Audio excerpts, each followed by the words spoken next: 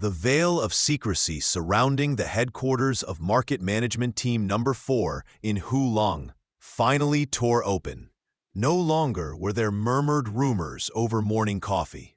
No longer were there vague, cryptic posts drifting across social media. The raw and brutal truth stepped into the light when the order to prosecute and detain Doan Van Sang, the former deputy head of the Market Management Team, was issued. A man who once wore the uniform of the state, entrusted with enforcing the law. But what shocked the public, what made even seasoned investigators shudder, was not only the act of murder or the gruesome method of disposing the body in a septic tank. The most chilling part lay in his initial confession, a confession that opened a door into a distorted inner world where the boundary between life and death had been erased by twisted beliefs, where the victim did not run. The victim sought death as a form of release, and the perpetrator considered himself the one granting that favor. To understand the sheer horror of this case, one must return to the days leading up to the Lunar New Year of 2025, when the headquarters of Market Management Team Number 4 was filled with the festive bustle of year-end activities. Everything appeared perfectly normal, disturbingly normal. Doan Van Sang, 57 years old, with the dignified appearance of a soon-to-retire government official, still walked around greeting colleagues, exchanging New Year wishes, smiling as if nothing in the world was amiss. Residents around Chi Lang Street in Huu Lung Town could still recall the image of that old state building, its wide courtyard dating back to 2022, enclosed by rusting barbed wire and moss-stained walls.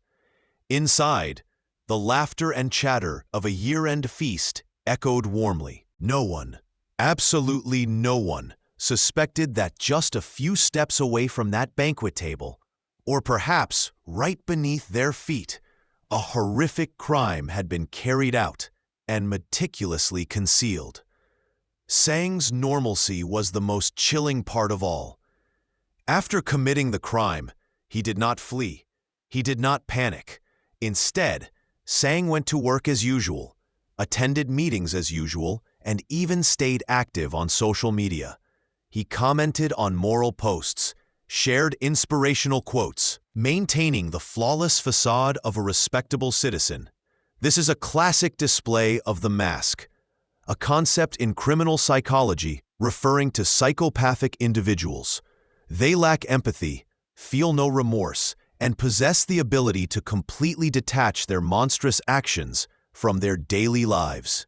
Sang went to work, went home, interacted with his wife, his children, his neighbors, all while carrying the secret of a decomposing corpse within the compound he oversaw. He lived with the stench of death without flinching. By July 2025, when Sang officially retired under a workforce reduction policy, he walked away from the scene of the crime with full confidence that his atrocity had been buried forever under layers of concrete and waste. The victim in this case was Nguyen Xuan Dat, a 36-year-old man from Hung Yen. But who was Dat? That question tormented investigators for a long time. But who was Dat? This question troubled investigators for a long time. Verifying identity, Dat was not a random victim. His background revealed a past full of missing pieces. He had disappeared from his hometown 10 years earlier. Dat cut all contact with his family. His mother, Mrs. Mian, lived in quiet agony, unsure whether her son was alive or dead. Dat lived like a ghost on the margins of society. No stable job, no permanent residence, drifting from place to place. His isolation, his disconnection from society, and his latent psychological wounds turned him into the perfect piece in the dark portrait that Doan Van Sang was painting. When two people meet, one with status but a distorted psyche and the other weary of life, Their meeting is not salvation. It is the convergence of two tragedies, the beginning of the connection. This was the core, the most horrifying knot of the case revealed through Sang's initial statement. According to investigators, the relationship between Sang and Dat began around 2020 online. They didn't meet to discuss business. They didn't befriend each other through common hobbies. No, they found each other in secret groups on social media, digital corners filled with individuals holding distorted beliefs, resentful toward society, obsessed with death. In that underground world, moral boundaries were inverted. Sang and Dat spent countless hours conversing, exchanging thoughts on topics that would make ordinary people shudder. The meaninglessness of life, the allure of destruction, the desire to escape the body, the idea of death as release. Sang's confession at the police station sketched an unbelievable scenario. He did not coerce Dat. He stated that Dat was the one who initiated, even begged Sang to help him end his life. In their warped, diseased thinking, this was not murder. It was a ritual, a mutually agreed transformation. The day of the deadly appointment. On January 25, 2025, the 26th day of the Lunar New Year, it was no coincidence that Sang summoned Dat to Lang Son. It was an appointment meticulously planned. Dat took a long-distance bus from wherever he was staying, traveling hundreds of kilometers to reach his fatal destination, the headquarters of Market Management Team Number 4. Why a government building? In Sang's calculation, this was the safest place, because the most dangerous place is often the safest place. It was near Tet. The building had private, quiet rooms. It had all the facilities needed to carry out the act and to dispose of the aftermath. When the door closed, when Dat stepped into Sang's office, the steel door locked behind him. And at that moment, the contract between two deranged men was carried out. There was no struggle, no screams, not the chaos typical of a murder scene. According to the confession, Dat accepted death calmly, even with anticipation, entrusting his life to someone he considered a companion in shared delusion. But the law allows no compromise with death.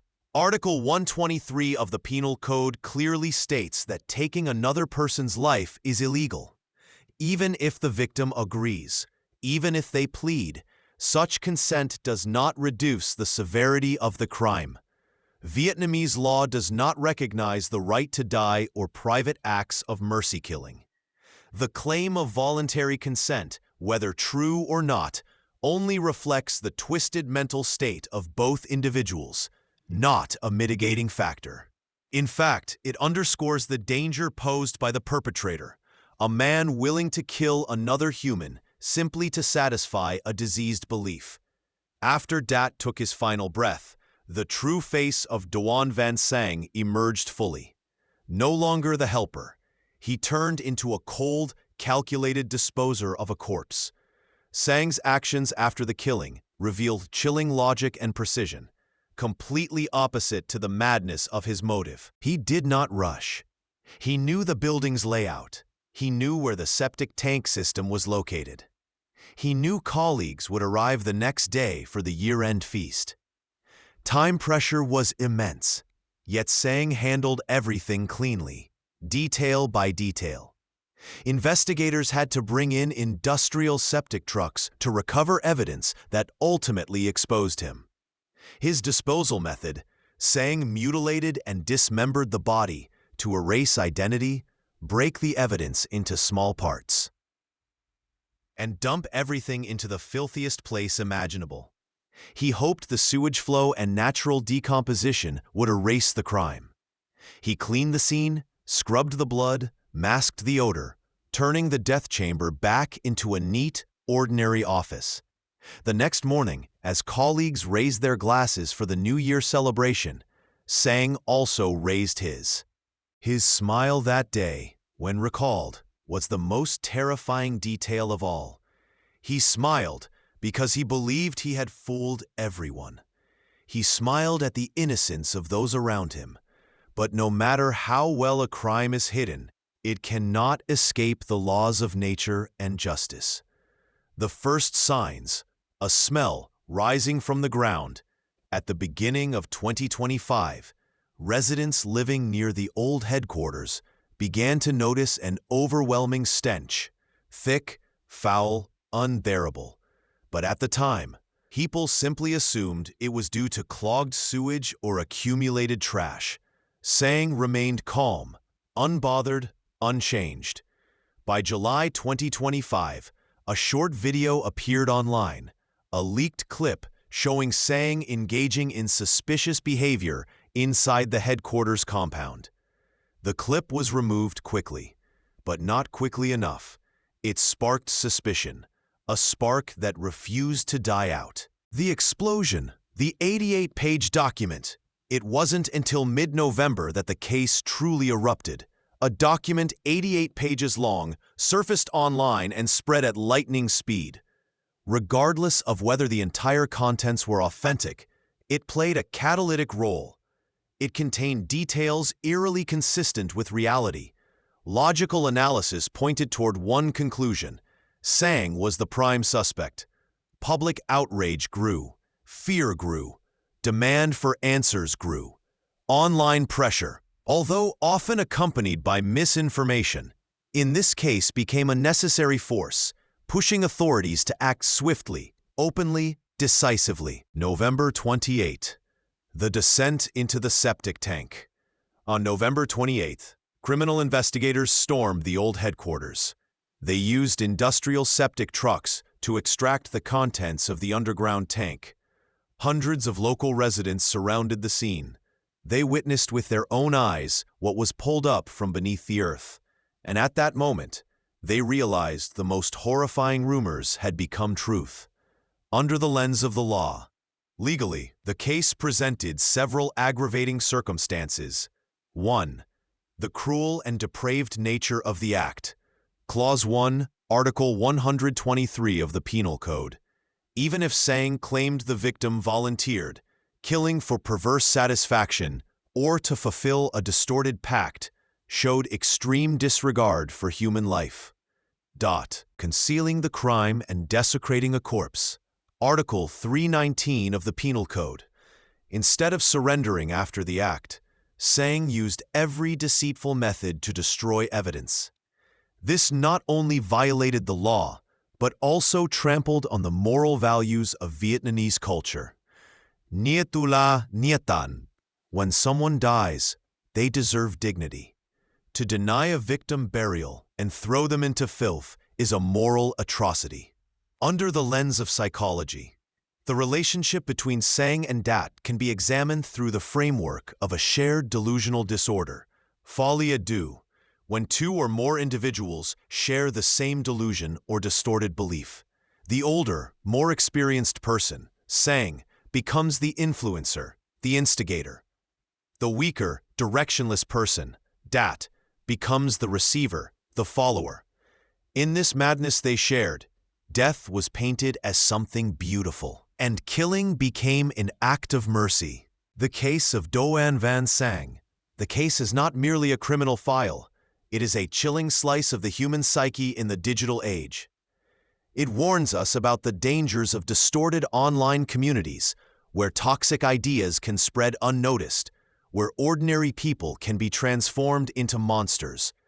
It exposes the loneliness of modern society, the kind that can push someone toward catastrophic decisions when seeking understanding in the wrong place. And above all, it teaches vigilance. Evil does not always wear a sinister face.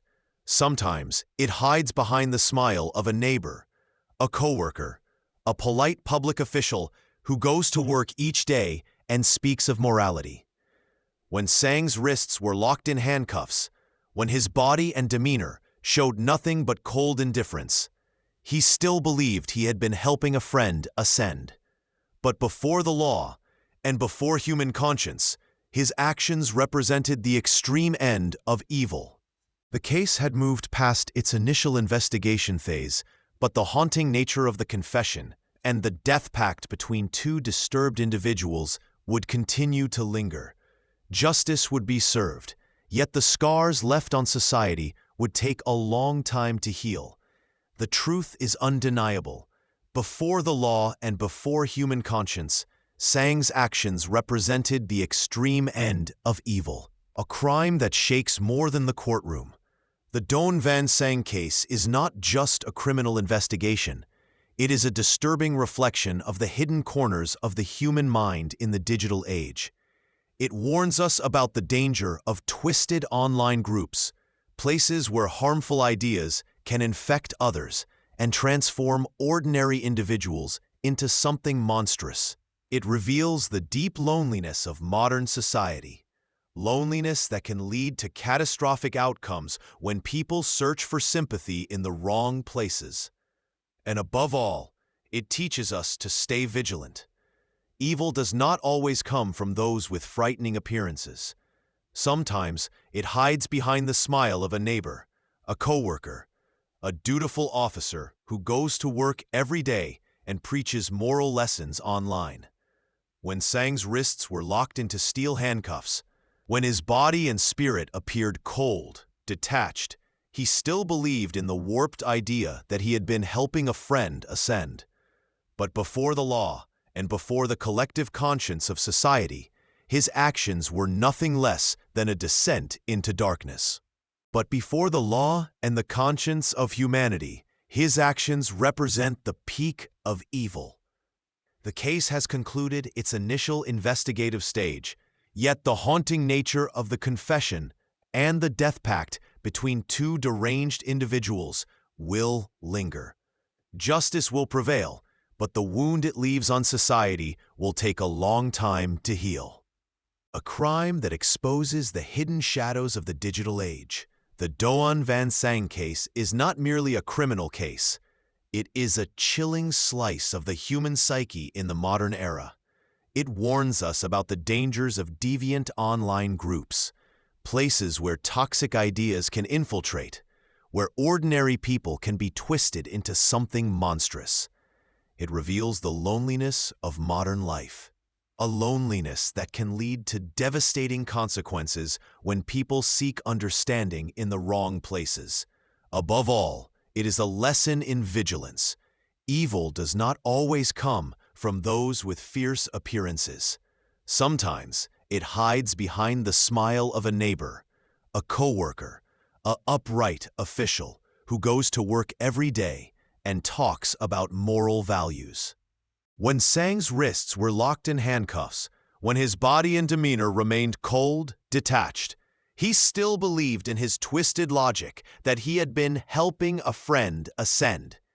But before the law and human conscience, his actions were the embodiment of pure evil. The case has entered its next stage, yet the echo of this crime, the chilling confession and the distorted pact between two broken souls, will continue to haunt those who learned of it. Justice may be served, but the scar it leaves behind will take time to fade.